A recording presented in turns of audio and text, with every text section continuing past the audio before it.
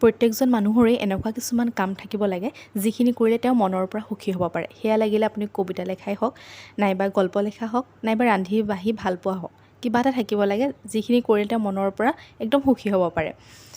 আজি ভ্লগটো ষ্টাৰ্ট কৰিছোঁ দুপৰীয়া সময়ৰ পৰাই। ওলাব লৈছোঁ, মানে বিয়া মাতিবলৈ যাব লৈছোঁ এফালে, আৰু তাৰ কাৰণে ওলাই লৈছোঁ। মোৰ পিছে ওলাওঁতে বহুত বেছি দেৰি নালাগে, 5 মিনিটত পটাপট হৈ যায়। ওলাওঁতে মানে একেবাৰে দেৰি নালাগে। কাপোৰযোৰ পিন্ধৰ, কিন্তু ফুটটো মেইন, মই ফুটটো ল'মেই, মানে সৰুৰ পৰা ফুট লোৱা অভ্যাস এটা আছে। ফুটটো ল'লে যেনেকুৱাই ড্ৰেছ নকৰোঁ, ফুটটো ল'লেহে মোক মানে ভাল লাগে, সেইকাৰণে ফুটটো লওঁ, তাৰ বাদে পটক ওলাই মেলি হৈ যায়। আৰু ক'লৈ গৈ আছোঁ এতিয়া কৈছোঁ, স্কুললৈ যাব লৈছোঁ, মানে আমি যিখন স্কুলত পঢ়ি আহিছিলোঁ সেই স্কুলখনলৈ যাবলৈ বুলি ওলাইছোঁ। যিহেতু বা বিয়া নিমন্ত্ৰণ ভাগ দিব লাগিব স্কুলত, সেইকাৰণে বোলো আজি স্কুলৰ পৰা আহোঁগৈ, ছাৰ বাইদেউসকলক বিয়ালৈ বুলি মাতি আহোঁ। আৰু সেইকাৰণে ইয়াৰ চিঠি এখন লিখি ল'লোঁ, মানে চিঠিখনত স্কুলখনৰ নামটো লিখি লৈছোঁ। আৰু তাৰপিছতে মায়ে তামোল কাটি মেলি দিলে, বেগটোতে ভৰাই মেলি যাবলৈ বুলি ওলাইছোঁ। যিহেতু স্কুলখন একেবাৰে ওচৰতে বুলিয়ে কৈছোঁ, আৰু 10 মিনিটমান সময় লাগে।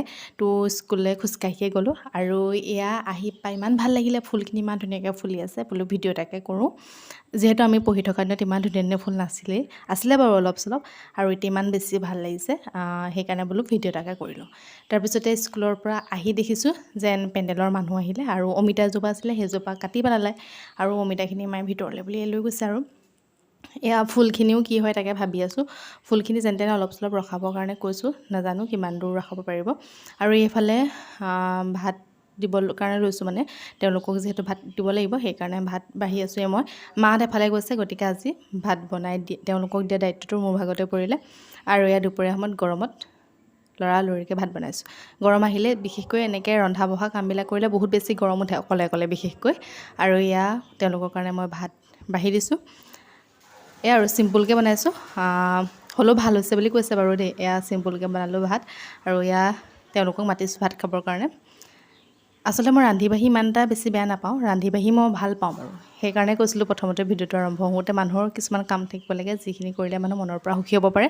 মোৰ কিবা মনটো বেয়া লাগি থাকিলেও কেতিয়াবা এনেই চাহ একাপ ধুনীয়াকৈ বনাওঁ, পকৰি বনাওঁ, বা কিবা এটা বনাই লওঁ, মানে ভাল লাগে ৰান্ধি বাঢ়ি দিলে, মনটো কিবা এটা ভাল লাগে। আৰু এইফালে তেওঁলোকক ভাত পানী দি এয়া বাচনখিনি ধুই মেলি চাফা কৰি থৈছোঁ, মা আহি যাতে বেয়া নেদেখে, সেয়াই আৰু। তাৰপিছতে এয়া বা যিহেতু অহাই নাই, তাই নিজৰ বিয়া হ'লেও আহিবই পৰা নাই, তাইক মই দেখাই আছিলোঁ বোলে এনেকৈ বাঁহ তুলিছে আৰু পেণ্ডেল দিবৰ কাৰণে।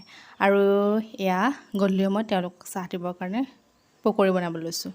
সেয়াই আৰু আজিৰ দিনটো আপোনালোকৰ লগত অকণমান শ্বেয়াৰ কৰিলোঁ। আজিলৈ ভ্লগটো ইমানেই আছিলে, ধন্যবাদ।